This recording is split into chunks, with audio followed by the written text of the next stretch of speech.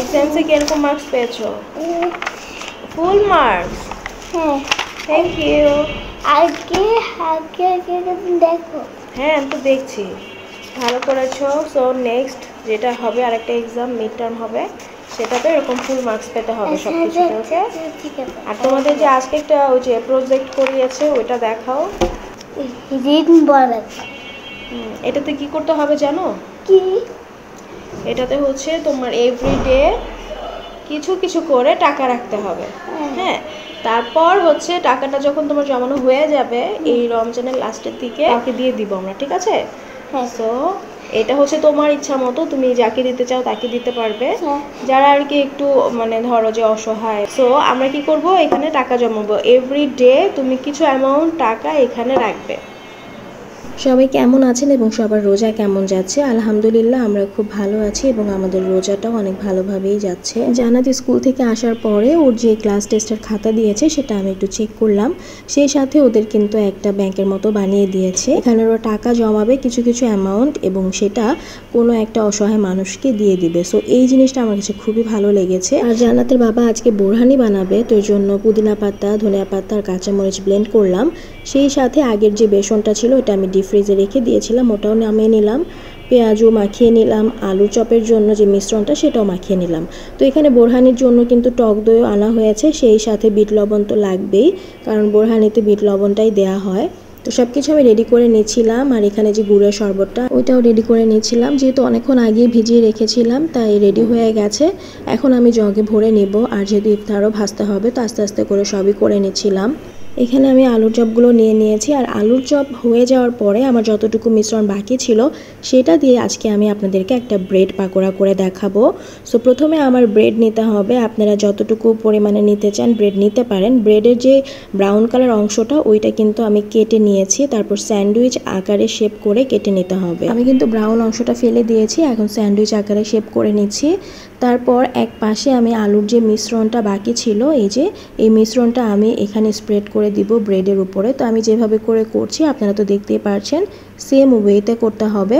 তো এই যে স্প্রেড করা হয়ে গেছে, এখন আমি আরেকটা ব্রেড দিয়ে উপরে স্যান্ডউইচের মতো করে দিয়ে দিব। এদিকে কিন্তু জান্নাতের বাবাও বোরহানি বানাতে একদম রেডি। তো টক দই নিয়ে নিয়েছে, আর ওই যে ধনিয়া পাতা, পুদিনা পাতা আর কাঁচামরিচের যে মিশ্রণটা সেটাও দিয়ে দিয়েছে। তো ভালো মতো এটাকে ফেটে নিতে হবে।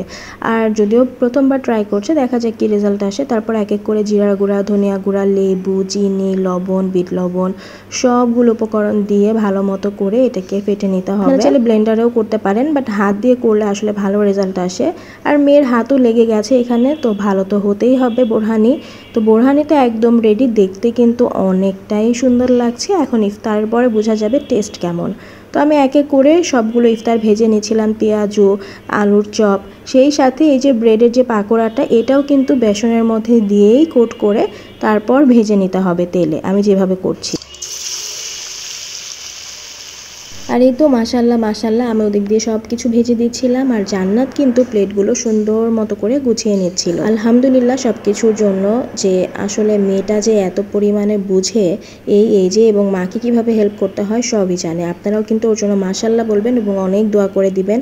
আর এই তো ব্রেড পাকোড়াটা দেখতে কিন্তু অনেক সুন্দর হয়েছে, আপনারাও ট্রাই করবেন, একদম ইজি আর খেতেও কিন্তু অনেক মজা। তো গুড়ের শরবতটাও আমি একটু লেবু দিয়ে দিয়েছি, কারণ আমার কাছে লেবু ছাড়া গুড়ের শরবত ভালো লাগে না, লেবু দিয়ে খেলে কিন্তু অনেক মজা। সো এখন আমি বোরহানিটা ট্রাই করব।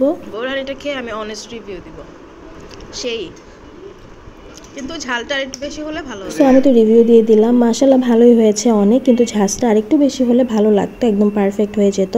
প্রথমবার যেহেতু তাও অনেক ভালো হয়েছে। আর এই তো ইফতারের পরে এই যে অবস্থা, কিচেনের চুলার অবস্থা অনেক খারাপ, কারণ যেহেতু বেসন দিয়ে সব ভাজাভুজি করতে হয়, এর জন্য চুলাটা একদম বাজে অবস্থা হয়ে যায়। তারপরে এতগুলো থালা বাসন সব ধুয়ে এখন ক্লিন করে নিচ্ছি রকেটের গতিতে। দেখতে মনে হচ্ছে কত তাড়াতাড়ি, এভাবেই যদি করতে পারতাম কতটা না ভালো হতো। যদিও ইফতারের পরে কিছুই করতে ইচ্ছা করে না, তারপরেও এই যে ক্লিন করার পরে দেখতে কতটা সুন্দর লাগছে। তাই কাজ করার সময় একটু কষ্ট হলেও যখন এরকম সব ক্লিন হয়ে যায় তখন কিন্তু ভালো ভালো লাগে, মনে হয় যে না কাজটা শেষ হয়ে গেল। আমি ওদিকে কাজ করছিলাম আর এখানে আমার জান বাচ্চা বসে বসে টিভি দেখছে আর মালটা খাচ্ছে। আসলে আঙ্গুর ছাড়া কোনো ফলই খেতে চায় না, কিন্তু রোজা থেকে আসলে মালটাটা খাওয়া স্টার্ট করেছে, আলহামদুলিল্লাহ মাশাআল্লাহ। আর এখানে জান্নাতের বাবা আর আমার জন্য একটু কফি বানিয়ে নিলাম। আজকে আর চা বানাইনি, ভাবলাম যে একটু কফি খেয়ে নেই, কারণ বেশ কিছুদিন ধরে কফিটাও খাচ্ছিলাম না। তো তারপর জান্নাতকে নিয়ে একটু পড়তে বসালাম, যেহেতু ওর সামনে মিড টার্ম রোজার মধ্যেই। Count the Arabic number 1 2 3। Wahid Isa Salasa. Wahid, Wahid ইসনান, Isnan সালাসা। Salasa. লা ইলাহা La ilaha ইল্লাল্লাহু। illallahu. সো বাবা মা দুজন মিলেই তো জান বাচ্চাকে পড়াচ্ছিলাম, আর পড়ানো শেষ করে কিচেনে চলে আসলাম।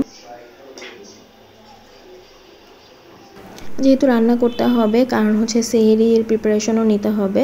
তো আজকে সেহরির জন্য সিম্পল ডাল করেছি, সিম্পল না মানে ভুনা ডাল করেছি, আর সেই সাথে চিকেন রান্না করব। আর আমি সবসময় রান্না করার আগ দিয়ে এরকম সবগুলো কন্টেইনার মশলার আমি একসাথে করে নিয়ে নিই হাতের কাছে, যাতে করে আমার রান্না করতে অনেকটাই ইজি হয়, বারবার আমার খুঁজতে না হয়। চিকেনটাও কিন্তু এর মধ্যে রেডি হয়ে গেছে, আর একদম ঝাল ঝাল করে মাখা মাখা করে রান্না করেছি। আসলে এই মুরগিটা এভাবে করে রান্না করলেই ভালো লাগে, খেতেও অনেক মজা হয়। রান্না করতে করতে এখানে জান বাচ্চা আবার আমাকে ডাক দিয়ে বলল। Mami. দেখো চাই। তো বারান্দায় এসে আসলে চাঁদটা দেখতে পেরেছে এবং চাঁদ দেখে খুব খুশি হয়ে গেছে, তাই আমাকে ডাক দিয়ে দেখাচ্ছিল। মাশাআল্লাহ অনেক সুন্দর লাগছে চাঁদটা দেখতে। তো আজকে চাঁদ দেখতে দেখতে আপনাদের কাছ থেকে বিদায় নিচ্ছি। নেক্সট ইনশাআল্লাহ আরেকটা ব্লগ নিয়ে আসবো, সে পর্যন্ত আপনারা সবাই ভালো থাকবেন। আল্লাহ হাফেজ। আল্লাহ হাফেজ।